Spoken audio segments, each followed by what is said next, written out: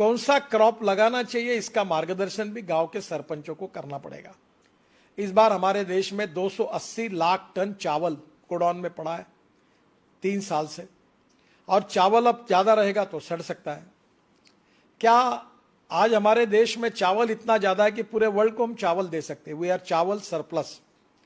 चीनी, शक्कर, इतनी हालत खराब है कि वर्ल्ड में इंटरनेशनल मार्केट में चीनी का भाव 22 रुपए किलो है, हमारे देश में 34 रुपए किलो है, और हम 10 रुपए किलो सब्सिडी देकर पिछले साल में हमने 60 लाख टन चीनी एक्सपोर्ट की और 6000 करोड़ की सब्सिडी दी। तीसरी बात, गेहूं सरप्लस है, मक्का सरप्लस है। 1700 रुपए एमएसपी जो मक्के की थी वो भाव अब 1000 और 1100 रुपए पे आया है। क्या क्रॉप पैटर्न हम बदल सकते हैं? हमारे देश में 80 से 90 हजार करोड़ का एडिबल ऑयल हम इंपोर्ट करते हैं, पर आज दुर्भाग्यवश हमारे देश में फल्ली का तेल हो, जवस का तेल हो, सरसों का तेल हो, करड़ी का तेल हो, सोयाबीन का तेल हो, आज कम है। तो क्या पर एकड़ प्रोडक्टिविटी बढ़ाकर हम इसको कर सकते हैं क्या? सब संभव है। मैं नागपुर में, हमारे ऑरेंजेस होते हैं, और मुझे बहुत इच्छा थी कि नागपुर के ऑरेंजेस एक्सपोर्ट हो। मुझे स्वीडन जाना था, तो यहाँ राहुल ठाकरे करके, सिद्धरराव ठाकरे करके बहुत बड़े नेता थे कांग्रेस के, अभी भी है, उनका लड़का था, बहुत अच्छा काम करता है। मैंने कहा मुझे 2 बैग भर के आप संतरे दो। मैं दुबई गया और दुबई के लोगों को मैंने सबको, मेरा अच्छा दुबई में संबंध था, तो बुलाया चाय के लिए और सबको संतरे दिए। अब हमको 6 कंटेनर हमारे बेचे गए और अभी 100 कंटेनर का ऑर्डर मिलेगा, और 32 रुपए किलो संतरे का भाव मिल रहा है, जबकि यहां हमको 12 रुपए 15 रुपए भी नहीं मिल पा रहा। हमारे यहाँ सब्जियां हम एक्सपोर्ट कर सकते हैं।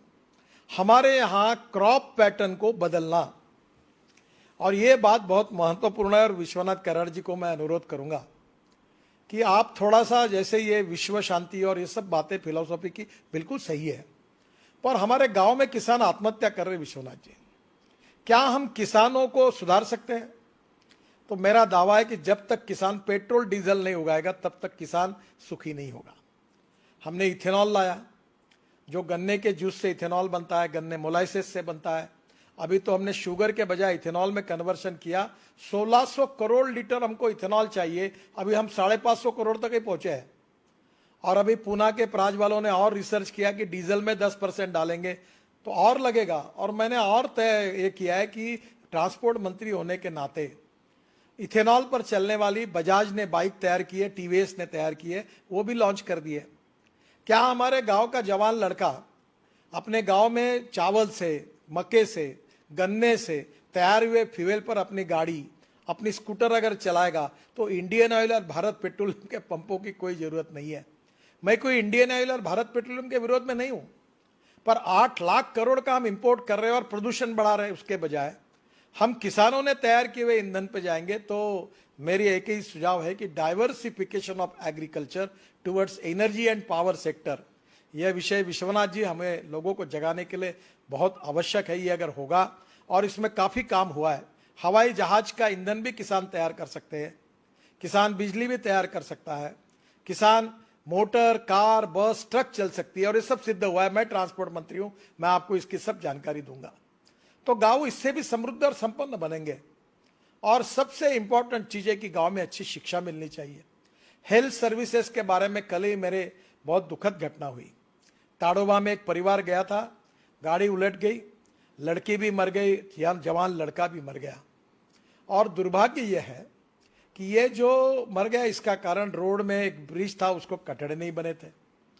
अब प्रश्न ऐसा है कि हमारे गांव में हमारी लोगों की सुरक्षा करना, गांव में हमें लोगों को आर्थिक दृष्टि से रोजगार देना, किसानों की खेती को इकोनॉमिक वायबल करना, इसके लिए ऑर्गेनिक फार्मिंग का भी प्रयोग हुआ है।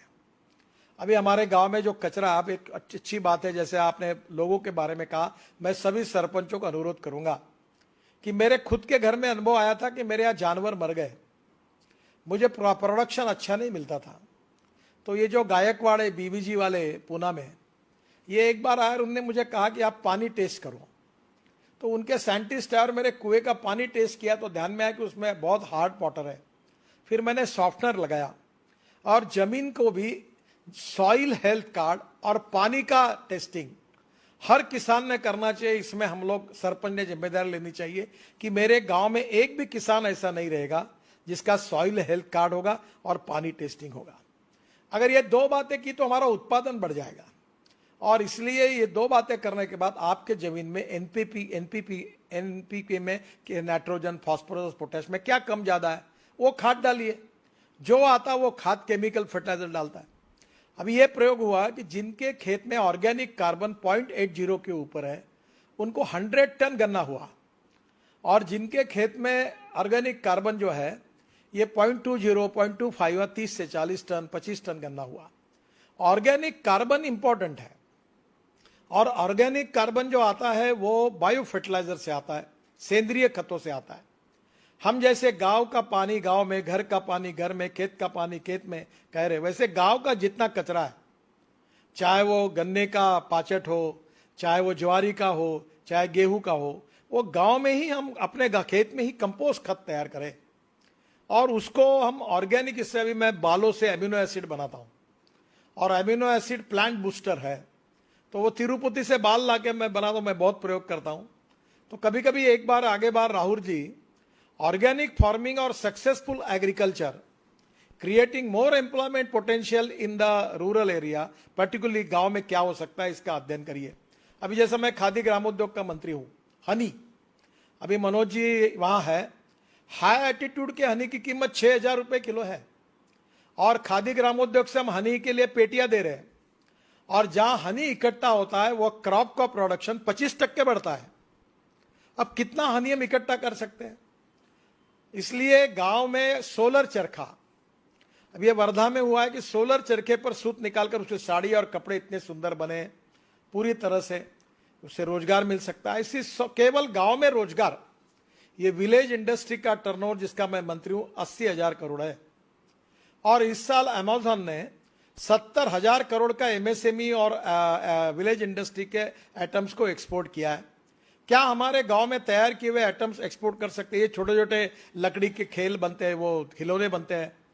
मैं अभी इसके लिए स्पेशल शोरूम शहरों में बना रहा हूं जो गांव के छोटे छोटे कारागिर तैयार करते हैं। कहीं गांव में सीरीकल्चर सिल्क तैयार होता है, कहीं गांव में लकड़ी 12 बलूतेदार जो है, लोहार, सुतार, चमार। अभी मैंने पैठनी जो बनती है उसकी जूते चप्पल वो पैठनी को यूज करके बने हुए लॉन्च किए। अभी डेनिम करके एक जीन का कपड़ा खादी ग्रामोद्योग तैयार करता है जो अमेरिका में ल्यूएसिस कंपनी पूरा लेती है। तो ये जो गांव में विलेज इंडस्ट्री हो, aspirant district 115, rural, tribal and agriculture field में आर्थिक स्वाधीनता, आर्थिक स्वातंत्र, आर्थिक स्वावलंबी जब बनाने के लिए ये गांव के सरपंच क्या कर सकते हैं? To save money is to earn money. There are lot of technology which are available, raw material is available. गांव की स्ट्रेंथ क्या है, वीकनेस है, कौन सा रॉ मटेरियल अवेलेबल है, उसके आधार पर किसानों की इकोनॉमिक्स को हम कैसे बदले और गांव को समृद्ध संपन्न कैसे बनाए, उनकी परचेसिंग पावर कैसे बढ़ाए, उसके बिना आत्मनिर्भर भारत नहीं बन सकता। और सरपंच ये लीडर है, ही इज ए कैटलिस्ट।